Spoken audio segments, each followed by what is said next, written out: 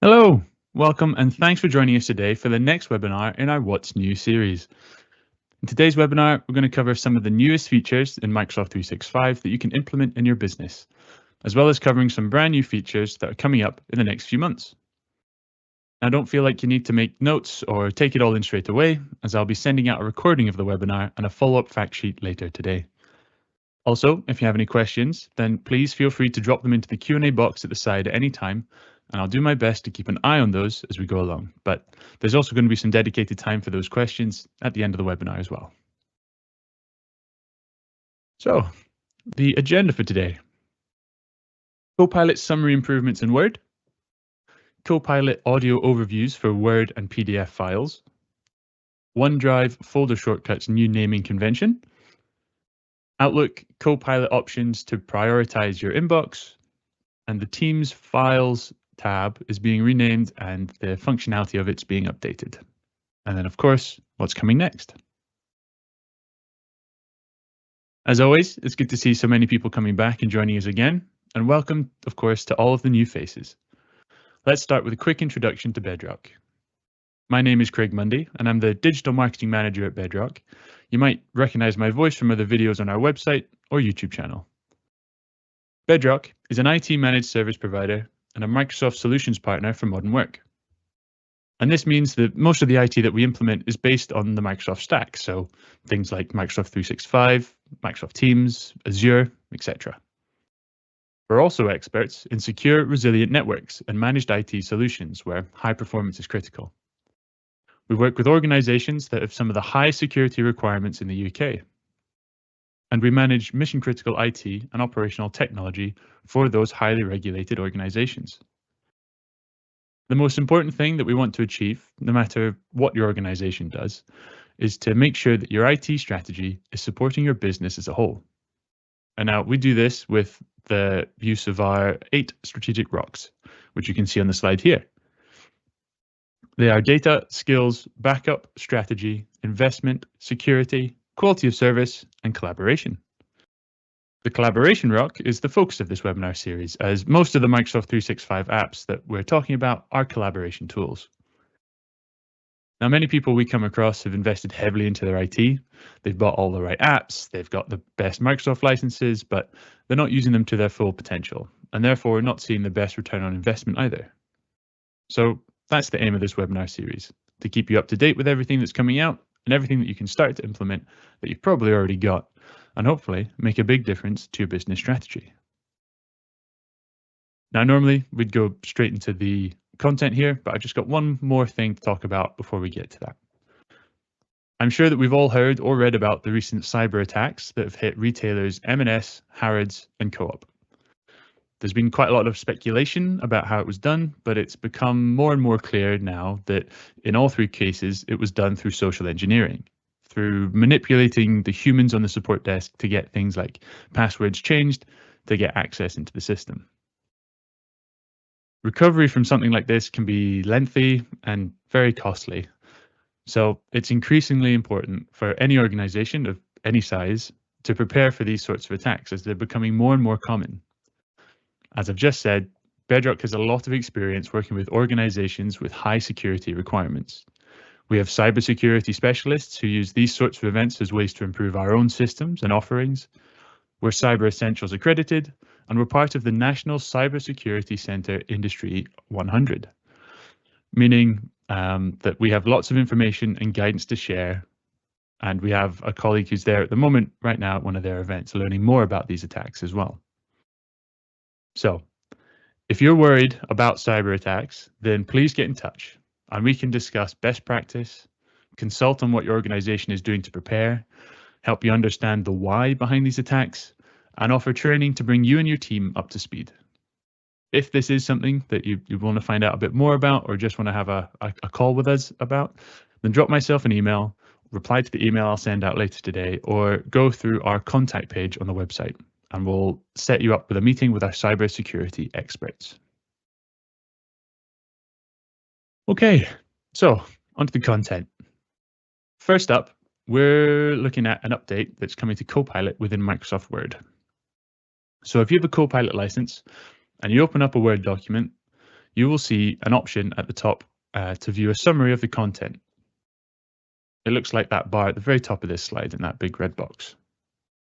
When you click into the box, you'll be able to get a short summary of the entire document written by Copilot. This is a particularly useful feature for those very long documents that I know we've all been sent before. So it can help you get up to speed quickly, perhaps before that big meeting that you've not really had time to prep for. And well, very soon, you'll be able to get even more from your Copilot summaries, as this currently one-dimensional feature is set to get several new tabs in upcoming updates. These are Insights, Activity, Discussion, and Coaching. I'll take you through what to expect from each tab now. As you can see from the screenshot, you'll still get a more general summary of your document. However, you'll be able to choose the level of summary detail as well, be that brief, standard, or detailed. The detailed summary will support up to 3,000 pages in a document, which is a big upgrade from the previous 300 pages. Now, thankfully, I've never had to read one even half that long, and I'm sorry to any of you who have. The Insights tab will give you a quick overview of the key numbers and figures throughout the document. At this time, I don't know if this includes analyzing any charts or graphs, or simply if it includes written numbers within the text. Either way, it should still be useful for those of you whose focus is the numbers. Activity will let you see what has changed in the document since you opened it. You'll be able to view what's happened over the last 3 days, 1 week, or 2 weeks. This is the perfect tab for those shared documents that multiple people have all been working on for the same project. This one will also be useful if you're working on a document and then you have some annual leave, or say someone works on it over the weekend, then you can come back and catch up with all the changes, just in case somehow you're unable to remember the differences between version 1 and version 12 of the document. We then move on to the discussion tab, which similarly gives you a summary of all the active comments and discussions taking place throughout. And this is going to be ideal if you've been assigned any tasks or asked any questions, as you can see them all in one place and jump to the most relevant ones for you. And lastly, of the new tabs, we have the coaching tab. And this is relatively straightforward, but this is where Copilot will give you suggestions on how to improve your document. I'm unsure currently of the level of detail that these suggestions will go into, but even if it's just tightening up grammar and spelling mistakes, then it's going to be useful, especially if you don't have time for a peer review. I personally find it really beneficial to have at least a second pair of eyes reading over anything I've written, and I do write quite a lot. And sometimes my colleagues just don't have the time to thoroughly read through content, so little mistakes can slip through here and there. And I can see myself using this as a first proofread before sending it on to anyone else, or as I say, as a backup if everyone else is busy. Overall, this looks like it's going to bring us some useful insights. Perhaps many of us, help us that are trolling through long documents, save us all a bit of time to help us more efficiently find what we're looking for throughout the documents. Now, this is a bit of an unusual update, as each of the new tabs is set to come out at different times throughout the year. So they're all meant to be between now and August of this year, although inevitably some of them are going to get pushed back. So when can you expect each one? Well, the improved summary tab is rolling out now, between now, in fact, and the end of May, I should say. Insights was due last month for the web version and from July for the desktop. Activity is due mid-May for the web and July for the desktop. Discussions is also due mid-May for the web, but around August time for the desktop version. And finally, coaching is due in June for the web, and then Microsoft haven't actually confirmed the date for the desktop version yet. Okay.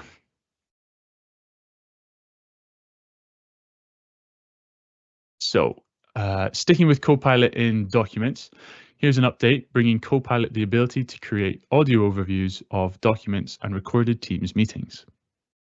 So as I was saying, we've just covered Copilot creating summaries that you're able to read, and this one will allow Copilot to create summaries that you can listen to. So the new Generate an Audio Overview button will allow you to listen to an AI-generated audio summary of Word and PDF files, as well as recorded Teams meetings that are stored in OneDrive. To access this feature, once the update rolls out, you head to your Word document, PDF file, or meeting recordings within OneDrive. And then, just as you can see in the screenshot, click on the Copilot icon and choose Generate an Audio Overview from the drop-down menu. This will then open up a small audio player window where it can start to process your summary, and this may take a few minutes depending on the size of your document. Note that this audio player window will be draggable, so you can move it to a different window if you use multiple screens, or just to a better location on your current screen. Once the overview has been processed, it will automatically start playing. Now, you can see from the screenshot that you will have some control over the audio with options such as playback speed, fast forward, rewind 15 seconds, play and pause, and then the three-dot menu that we're all used to that has a few more options in there as well. Now, by default, audio overviews will play in a summary style, which will be a succinct, professional-style summary read by one person. However, if you click into that three-dot menu that I just mentioned, you will see an option to switch the style to podcast style. Selecting this option will let you listen to a more extended and casual discussion between two people about your document or meeting.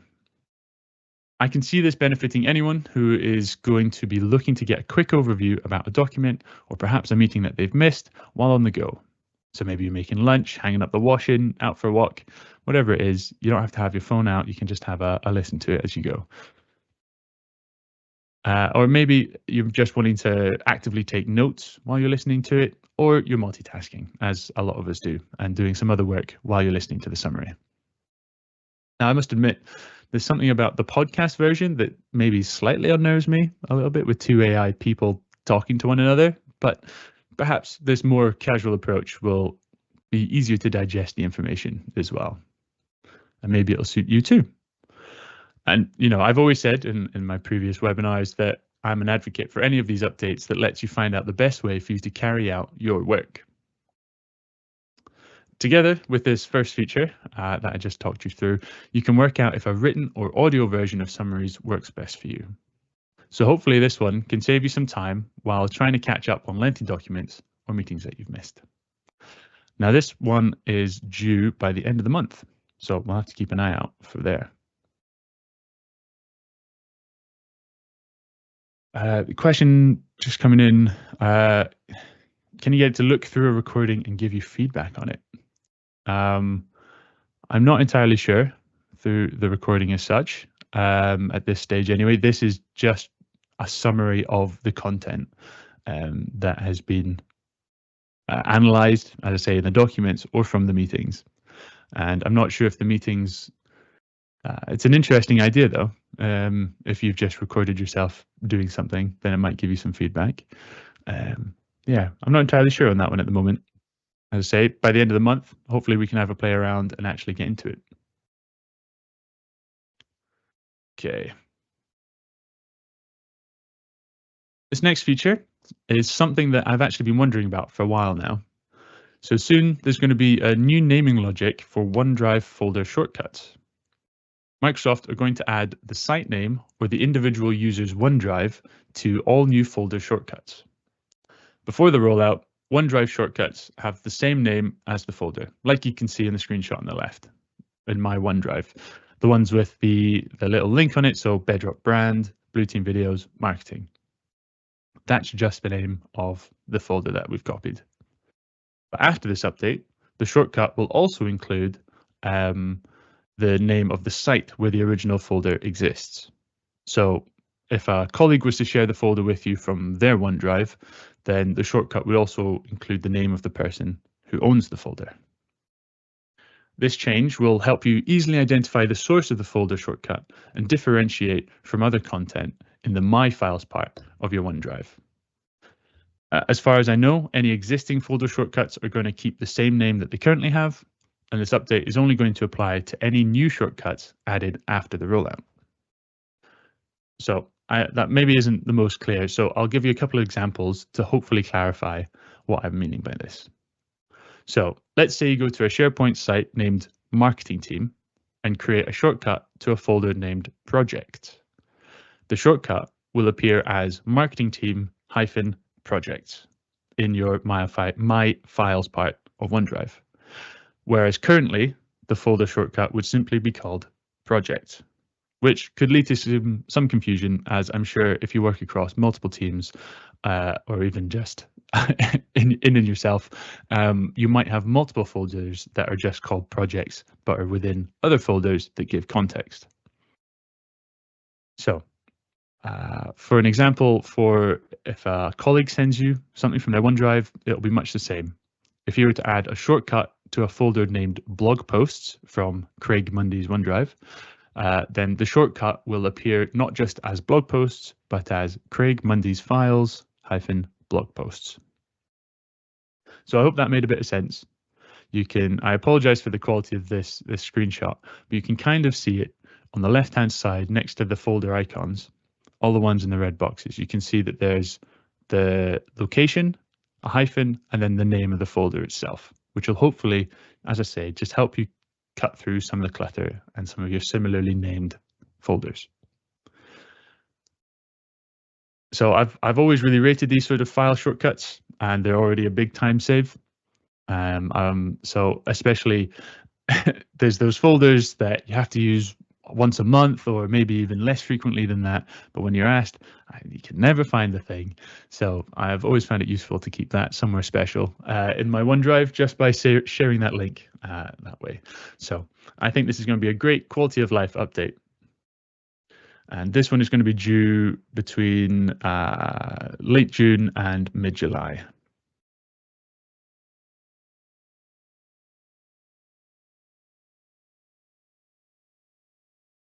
Okay, the next update. This is one that's coming to Outlook, again with Copilot, and it's going to be gaining the ability to automatically prioritize your Outlook inbox. So Copilot will review your emails as they arrive and assign a high, normal, or low priority to each of the emails. And this is based on factors such as people in the thread, their job titles, and the content of the email itself.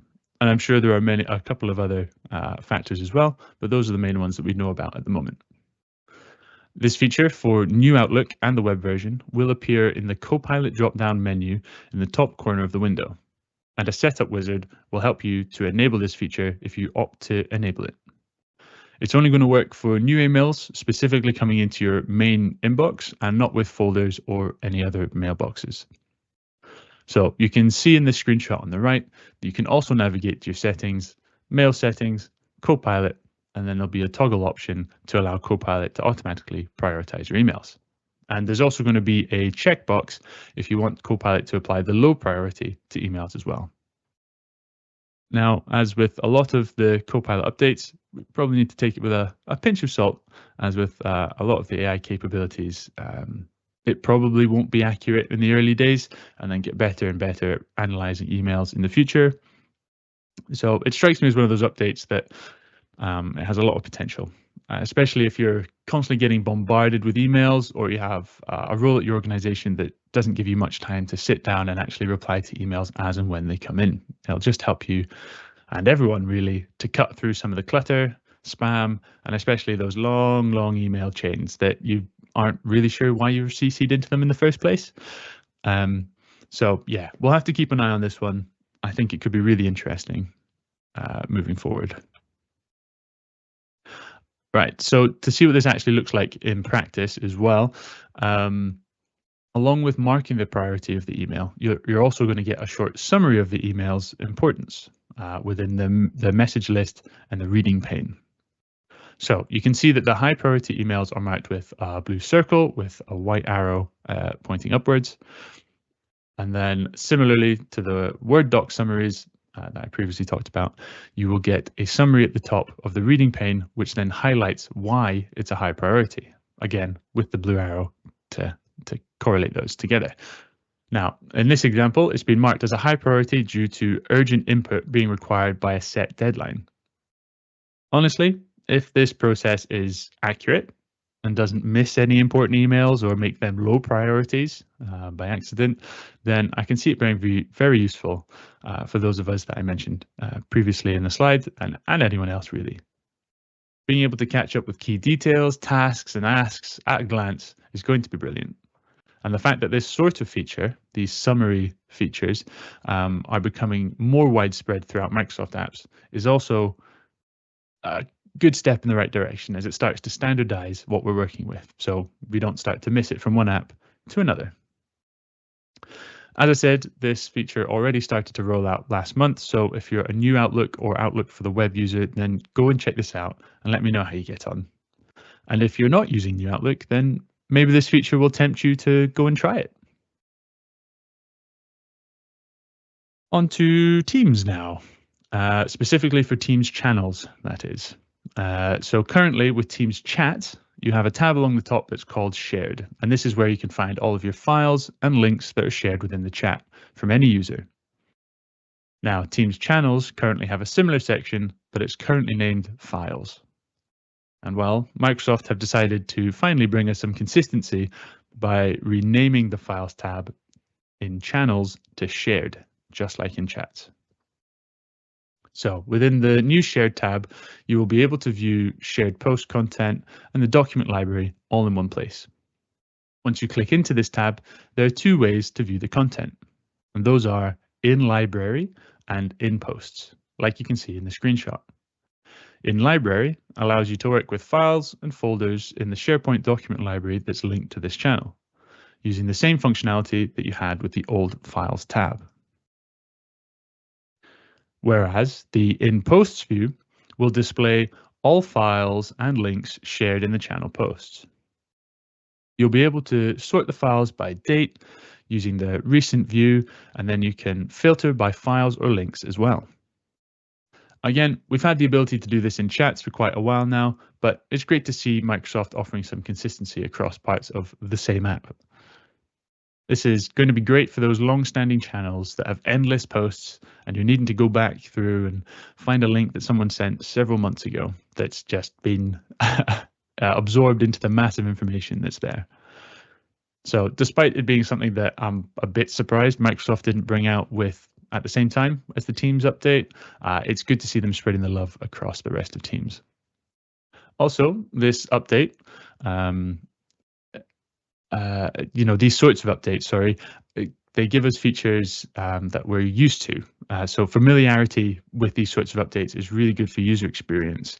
Because we're used to using it in chats, it means when it comes to channels, it's not going to be a learning curve. We can just get on with our days and find things a bit easier than we currently do.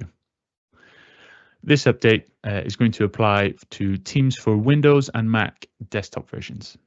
And it's was actually due this month, but as per, it's been pushed back. So we're looking at mid-June to mid-July. Okay, we've rattled through the content today, and that's us. So I just want to quickly let you know about the next webinar in this series that's going to be coming next month. So that's going to be taking place on Thursday, the 5th of June, and you can register for that now on our website or through the link that my colleague will post in the chat just now as well. We, of course, look forward to seeing you there. And if there are any topics or questions that you wish for me to cover in the next webinar, then please just get in touch with me. I'll be happy to have a look. So that should be the link in the chat just now. And if you want to just make sure that event's in your diary, then please go ahead and register now. Remember that all of these webinars are recorded and accessible through our YouTube channel and website, so make sure to go and have a look through them if you're interested in learning more, and please do share them with your colleagues as well.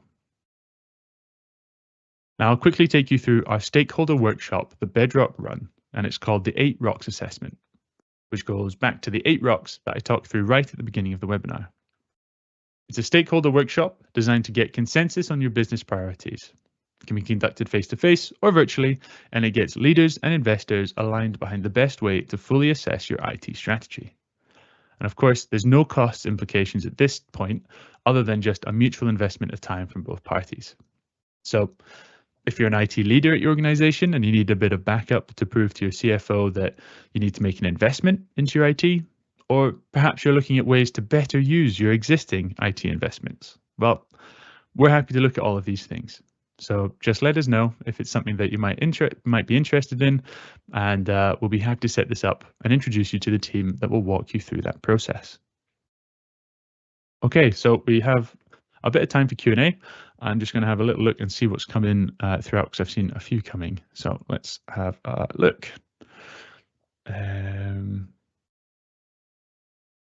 You can get, someone's replying to the question that I'd answered earlier, saying that you can get feedback on a recording through PowerPoint.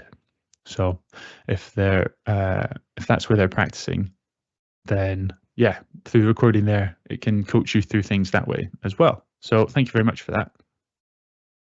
And that works, as I see another of your comments saying, it's in mind for learners recording their assignments verbally. So I think, yeah, try PowerPoint, and potentially when the new update comes for the one that I just discussed, we can see, and maybe it'll give you some feedback in there as well. For working with Copilot in Word, does it work with a free Copilot, or do you need to buy Copilot? Now, I think as far as you know, you might need to have the proper license for Copilot. I'm not entirely sure on that one. I think the easiest way to do is to fire up a Word document that you've already got and see if the summary bit pops up at the top. And if not, then I think it might be a case of needing to talk to your IT guys about your license level, and you can see from there. Can we opt out of Copilot integrations, or if you don't have the licenses, are the features unavailable? Yes. So for example, I'm assuming that's around the email prioritization. That is going to be an opt-in, opt-out type of option, and you do need the Copilot license for it as well.